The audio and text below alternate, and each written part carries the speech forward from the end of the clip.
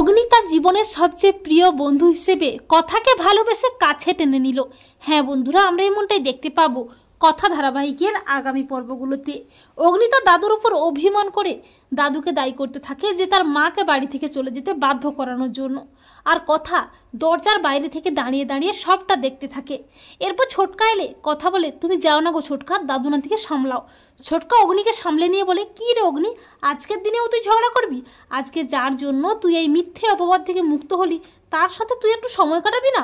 এরপর প্রিয়া প্রত্যয় সবাই এসে কথাকে ধন্যবাদ জানায়, কিন্তু অগ্নি কথাকে কিছু বলতে চেয়েও পারে না। এরপর কথা অগ্নির কথা ভেবে প্রেমের জোয়ারে ভেসে যায়। কথা তার স্বপ্নে দেখতে পায় অগ্নি কথা কথা বলে চিৎকার করতে করতে এসে কথাকে কোলে তুলে নিয়ে রোমান্টিক হয়ে মেতে ওঠে। কিন্তু স্বপ্নের ঘর কেটে গেলেই কথা বুঝতে পারে এটা সত্যি নয়, স্বপ্ন ছিল। এরপর সত্যি সত্যি অগ্নি ঘরে আসে। আর কথা যখনই বালিশটা নিয়ে অন্য ঘরে শুতে যাবে করে, তখন অগ্নি বলে, দাঁড়া কথা, তুই অন্য ঘরে যাবি না, তুই আজকে আমার কাছে এই ঘরেই থাকবি, আমি তোকে বিরক্ত করব না। এই বলে অগ্নি কথাকে ভালোবেসে কাছে টেনে নেয়। এরপর কথা অগ্নিকে বলে, পাচক মশাই, আমি আপনার কে হই যে আমি আপনার ঘরে থাকবো? কোন অধিকারে থাকবো? তখন অগ্নি কথাকে বলে, দাঁড়া, তোর জন্য একটা উপহার আছে। এই বলে অগ্নি কথাকে একটা অশ্বগন্ধার গাছ উপহার দেয়। আর গাছটি পেয়েই তো কথা বেশ খুশি হয়ে যায়।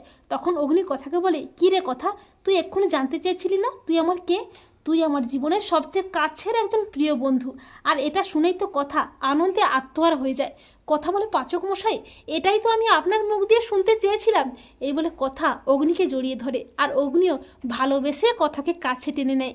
তো বন্ধুরা, তোমরা এটাই চাও তো যে অগ্নি যেন কথার মূল্য বুঝতে পেরেই কথাকে ভালোবেসে কাছে টেনে নেয়?